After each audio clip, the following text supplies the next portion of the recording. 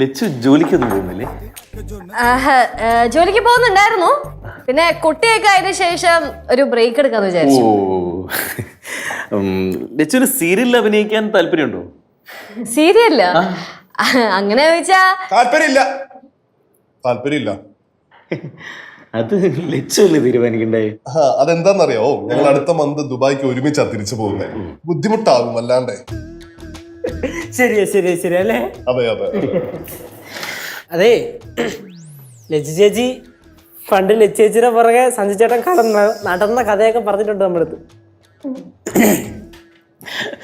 അതൊക്കെ കുഞ്ഞിലുള്ള കാര്യങ്ങളല്ലേ, മധുരിക്കുന്ന ഓർമ്മകൾ. അതൊക്കെ ഒരു പേമാരിയായിട്ട് എൻ്റെ ഉള്ളിലിങ്ങനെ പെയ്യാറുണ്ട്. മധുരിക്കും ഓർമ്മകളെ മലർമഞ്ചൽ കൊണ്ടുവരൂ. അതൊക്കെ നമുക്ക് പിന്നെ കൊണ്ടുവരാം. എന്നാലും മോശമായി പോയേട്ടോ അന്നത്തെ ആ പഴയ ഇഷ്ടം. പാവം ഞങ്ങളുടെ ചേച്ചിയോട് പറയാണ്ട് പോയത്. എനിക്ക് അന്ന് ഭയങ്കര പേടിയായിരുന്നു. പിന്നെ എങ്ങാനും ലച്ചു ഒരു നോ പറഞ്ഞാലേ അതെനിക്ക് അക്സെപ്റ്റ് ചെയ്യാൻ ഭയങ്കര ബുദ്ധിമുട്ടാ. നന്നായി എന്ന് പറയായിരുന്നത്. ആഹാ, ഇവരാ ലച്ചോട് പഴയ ഫ്രണ്ട്. ഞാനാണ് ആ പഴയ ബാല്യകാല സുഹൃത്ത്. அப்படியா? உங்க பேர் என்ன? സഞ്ജു. സഞ്ജു സാംസണാ? അതല്ല, ഇത് വേറെ സഞ്ജു. അതെ ഞാൻ നിனைச்ச സഞ്ജു സാംസൺ. വേണ്ട, അത്ര വേണ്ട. ചേച്ചി പഴയ ഏതെങ്കിലും ഓർമ്മയൊക്കെ ഓർത്തെടുത്ത് പറ. എനിക്കൊരു തേങ്ങയെ ഓർമ്മ വരുന്നില്ല. എന്തെങ്കിലുമൊക്കെ തട്ടിക്കൂട്ടി ഉണ്ടാക്കുകയാണെങ്കിലും പറയണോട്ട്. ആ ആന്റി, ഞാൻ സ്കൂളിൽ പഠിക്കുന്ന സമയത്തേ ഈ സഞ്ജു ഉണ്ടല്ലോ എന്റെ പുറകെ കൊറേ നടന്നിട്ടുണ്ട്. ഞാൻ ട്യൂഷന് പോയാ അവിടെ, സ്കൂളിൽ പോയാ അവിടെ, പാട്ട് പഠിക്കാൻ പോയി കഴിഞ്ഞാ അവിടെ. അതെ ലച്ചുവിന്റെ പുറകെ നടന്ന് എന്റെ എത്ര ചെരുപ്പ് തേഞ്ഞു പോയിട്ടെന്നറിയോ? പേടിക്കണ്ട, ആ ചെരുപ്പൊക്കെ അലയും മേടിച്ചിരി. ആണോ? ഞാൻ മേടിച്ചു തരാട്ടോ. അല്ല, പക്ഷെ കാലിന്റെ സൈസ് മാറിപ്പോയി കാണത്തില്ലേ? എന്നാലും ഞാൻ മേടിച്ചു തരാം. കുട്ടി, എനിക്ക് ഒരു കോള് വരുന്നു, ഞാൻ ഇപ്പൊ വരാട്ടോ. ശരി.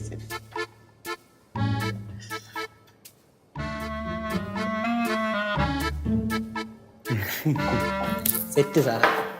ഓക്കെയാണോ? ജയിലിച്ച് മധുരിക്ക് ഓർമ്മോളെ പൊളിച്ചു. പക്ഷെ കവിത 2-3 കൂടെ പാടണം. അടുത്തേ പിടിക്കാൻ കുഴപ്പമില്ല. എന്റെ സ്റ്റോക്കുണ്ട്. അത് മതി, ഞെട്ടിക്കണം. കുറച്ച് നാച്ചുറൽ ആവാൻ കേട്ടോ. കുറച്ചുകൂടെ റിയലിസ്റ്റിക് ആയിട്ട് കൈകാര്യം ചെയ്താൽ നന്നായിരിക്കും കേട്ടോ. ശ്രമിക്കാം. അവന് വിഷമായടാ. അങ്ങോട്ട് ഞാൻ തരും അങ്ങോട്ട്. நீங்க என்ன பேசிட்டு இருக்கீங்க? അത് ബാല്യകാല സ്മരണ. അതെ ബാല്യകാല സ്മരണയാ?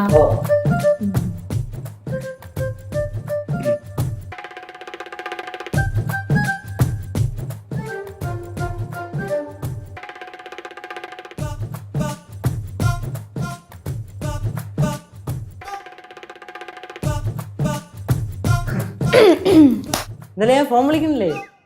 വിളിച്ചായിരുന്നു, പക്ഷെ കിട്ടിയില്ല. എന്നിട്ട് വാടിയിരിക്കണ മുഖം? ഇല്ല, കുഴപ്പമില്ല. എന്നാലും എന്റെ കേശേ, ആ ഒരു കോയിൻസിഡൻസ് പുള്ളിയെ കേശു വളരെ യാദൃശ്ചികമായി കണ്ടത്. അതെ അളെ, ആ സംഭവം എന്താ സംഭവിച്ചെന്നറിയോ? ഞാൻ എൻ്റെ ഫ്രണ്ടിന്റെ വീട്ടിൽ പോയില്ലേ, പോയപ്പോ തൊട്ടടുത്ത വീട്ടിൽ ഒരു ഷൂട്ട് നടക്കണം, സീരിയലിന്റെ ഷൂട്ട്. അപ്പൊ ഞാൻ അങ്ങനെ സെറ്റിൽ കയറില്ലേ, അവിടെ അങ്ങനെ ചെന്നിട്ട് എല്ലായിടത്തും സംസാരിച്ച് ഡയറക്ടറിനെ കണ്ട്. ഡയറക്ടറോട് സംസാരിച്ചിരുന്നപ്പോഴാണ് ഞാൻ പറഞ്ഞത് ഞാൻ ഇവിടെ നമ്മുടെ പാറമട വീട്ടിലുള്ളതാണെന്ന്. അപ്പൊ തന്നെ ഡയറക്ടർ, അതായത് നമ്മുടെ പുള്ളി തുടങ്ങിയില്ലേ, നീ പാറമട വീട്ടിലാണോടോ, അയ്യോ അപ്പൊ ലക്ഷ്മിയുടെ അനിയനല്ലേ എന്നും പറഞ്ഞുകൊണ്ട്. പിന്നെ പറയണോ, പിന്നെ മതി. ഇനി എനിക്ക് കൂടുതലൊന്നും കേൾക്കണ്ട. എന്നിട്ട് ആ സംവിധായകൻ പോയാ? അവിടെ ഇരിക്കുക. അവിടെ നിന്ന് സീരിയലിന്റെ കഥ പറഞ്ഞോണ്ടിരിക്കുക. ആരോട്? കനകന്റെ അടുത്ത്. എന്തിന്? അല്ല, അപ്പൊ പഴയ മെമ്മറീസ് ഒന്നും പറയാൻ കാണില്ല. അപ്പൊ പുതിയതായിട്ട് എന്തെങ്കിലും പറയണ്ടേ, അവർക്ക് റിഫ്രഷ്മെന്റ് കിട്ടാൻ വേണ്ടി. ഓന്റെ റിഫ്രഷ്മെന്റ് ശരി മാത്രം. ஐயோ, அந்த பையன் எவ்வளோ காமெடி தெரியுமா? சிரிச்சு வயத்தெல்லாம் വലിച്ചത് எனக்கு. നല്ല പേസുറാണല്ലേ? അത് പിന്നെ പേസും, ഡയറക്ടർ അല്ലേ, ഡയറക്ടർ പേസാതിരിക്കൂ. പൊതുവെ എല്ലാ ഡയറക്ടേഴ്സിനും ഇങ്ങനെ ക്രിയേറ്റിവിറ്റി ഭയങ്കര കൂടുതലാ. പക്ഷെ ചില ഡയറക്ടേഴ്സ് ഇത്തിരി വയലന്റ് ആണെന്ന് ഞാൻ കേട്ടിട്ടുണ്ട് ഈ ഇമോഷൻസിന്റെ കാര്യത്തിലൊക്കെ. അതിവിടെ പറയേണ്ട കാര്യം ചുമ്മാ സൂചിപ്പിച്ചെന്നാണ്. ഈ ഡയറക്ടർ ഇപ്പൊ എന്ത് ചെയ്യുന്നു, അവിടെ ഉണ്ടോ? அங்கே இருக்கா லிச்சுட்ட பேசிட்டு இருக்கா. ഒരു കോള് വരുന്നേ. എവിടെ? അല്ലാതെ ഇപ്പൊ വരും. നേരത്തെ കട്ടായ കോളായിരിക്കും അല്ലേ? അതെ അതെ. ശരി.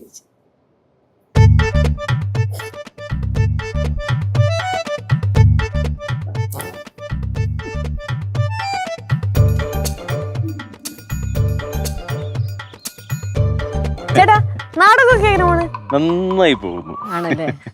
അടുത്ത മാസം ബാംഗ്ലൂർ ഷോ ഉണ്ട്. ഷോ ഒക്കെ ചെയ്യാൻ പോവാ? പിന്നെ എല്ലാ രാജ്യങ്ങളിലൊക്കെ പോയി ചെയ്യും. ഞാനൊരു ഡൗട്ട് വെച്ചോട്ടെ. ചോദിച്ചു. ചേട്ടാ ശരിക്കും ഇങ്ങനെയാണോ സംസാരിക്കുന്നത്? അല്ല ഈ നാടകത്തിലേക്ക് ഡയലോഗ് പോലെ? നാടകമാണല്ലോ എന്റെ ജീവിതം. നാടകം ചെയ്ത് ഇങ്ങനെ സംസാരിക്കാൻ പറ്റുള്ളൂ. ശ്രമിക്കുന്നുണ്ടെന്ന് അഡ്ജസ്റ്റ് ചെയ്യാൻ.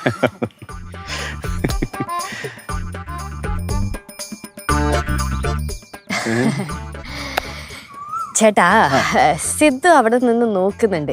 അപ്പൊ ചേട്ടൻ കുറച്ചും കൂടെ കളിച്ചും ചെയ്തിച്ച് ഇച്ചിരി സന്തോഷത്തോടെ ഒക്കെ സംസാരിക്കുവാണെങ്കിൽ നല്ലതായിരിക്കും. എനിക്ക് ശരിക്കും ഇവിടെ എന്ത് ഡയലോഗ് പറയേണ്ടത് നമ്മൾ പറഞ്ഞു തന്നിട്ടില്ല.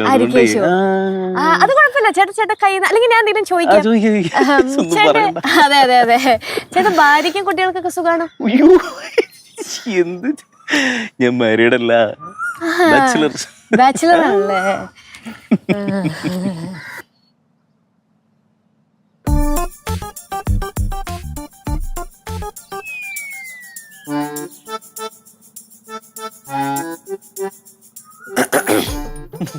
ഇന്നലെയാ ഫോൺ വിളിക്കണില്ലേ? വിളിച്ചിട്ടേ കിട്ടിയില്ല. അതങ്ങനെയാളിയാ, ഇങ്ങനത്തെ സാഹചര്യങ്ങളിലേ നമ്മൾ ആരെ വിളിച്ചാലും കിട്ടൂല. ശിവു, ഓ ലിച്ചു ചേച്ചി ചേച്ചിയുടെ ബാല്യകാല സുഹൃത്തിൻ്റെ കൂടെ സംസാരിച്ചിരിക്കണ കാണാൻ എന്ത് രസമല്ലേ? തന്നെടേ. എടാ ഓ സത്യം പറ, ഇത് പഴയ ഫ്രണ്ട് തന്നെയാണോ? അനാർക്കലി ടീച്ചറോട് വന്നതിന്റെ റിവഞ്ച് ചെയ്യുമല്ലേ? ഞങ്ങൾ അങ്ങനെയൊക്കെ ചെയ്യൂ? ഇത് ഞാൻ അങ്ങനെ പോകുന്ന സമയത്ത് പുള്ളിയെ വഴിവെച്ച് കണ്ടപ്പോ അങ്ങനെ വിളിച്ചോണ്ട് വന്നല്ലേ? വളരെ യാദൃശ്ചികമായി. അതെ അതെ അതെ. പിന്നെ അളിയന് പൊസസീവ്നെസ് ഒന്നും അടിക്കുന്നില്ലല്ലോ അല്ലേ? ഏയ് അങ്ങനെടി, അളിയന് പോസിറ്റീവ് ഒന്നും ഇല്ലല്ലോ അല്ലേ? അല്ലേ നമുക്കറിയാം. സോ ക്യൂട്ട് അല്ലടാ? ചേട്ടാ സിദ്ധു അവിടെ നിന്ന് നോക്കുന്നുണ്ട്. പാവല്ലേ, നിന്ന് ഉരുകുമായിരിക്കും.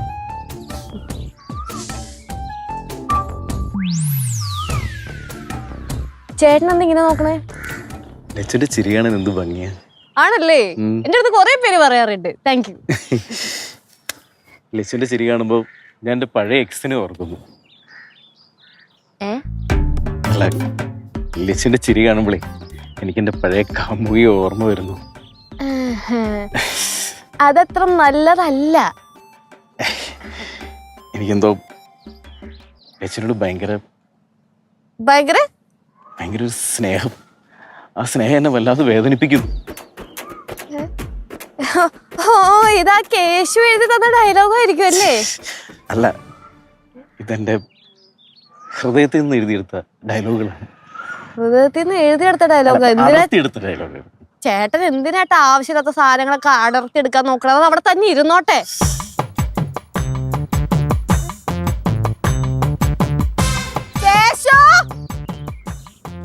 എന്തിനാ അവരെയൊക്കെ വെറുതെ വിളിക്കുന്നേ?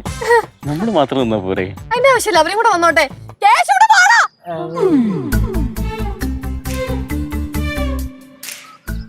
സ്നേഹം എന്ന് പറയുന്ന ഒരു ഉദാത്തമായ ഒരു വികാരമാണല്ലോ. ചേട്ടൻ സ്നേഹിക്കാൻ വേറെ ഇഷ്ടം പോലെ ആൾക്കാരെ കിട്ടും. എനിക്ക് സ്നേഹിക്കാൻ ഒരാൾ ഇവിടെ ഉണ്ട്.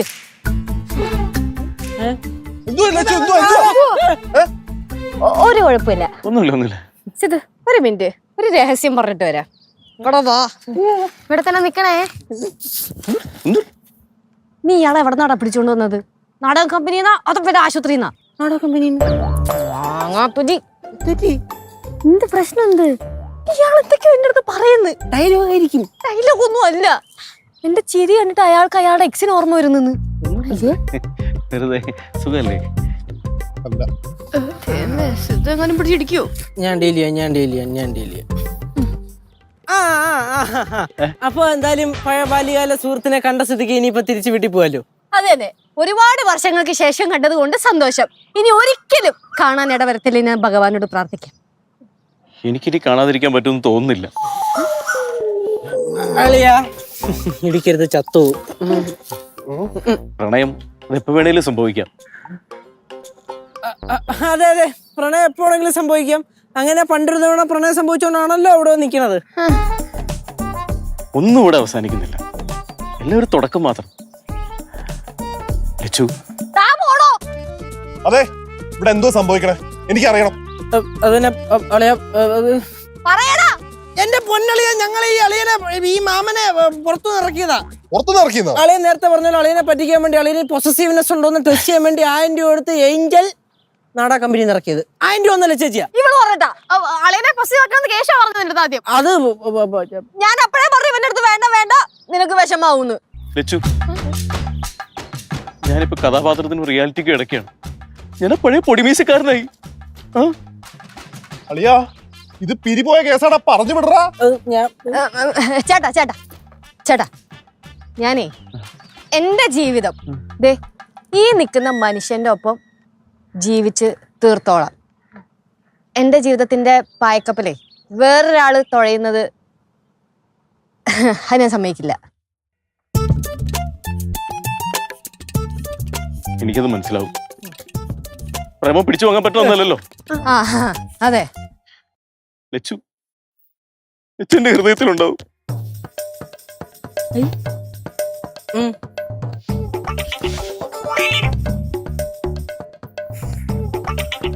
അളിയോ, നീ ഏത് നാടാ കമ്പനി നാടാ ഇയാളെ കൊണ്ടുവന്നേ? ഏഞ്ചൽ നാടാ കമ്പനി.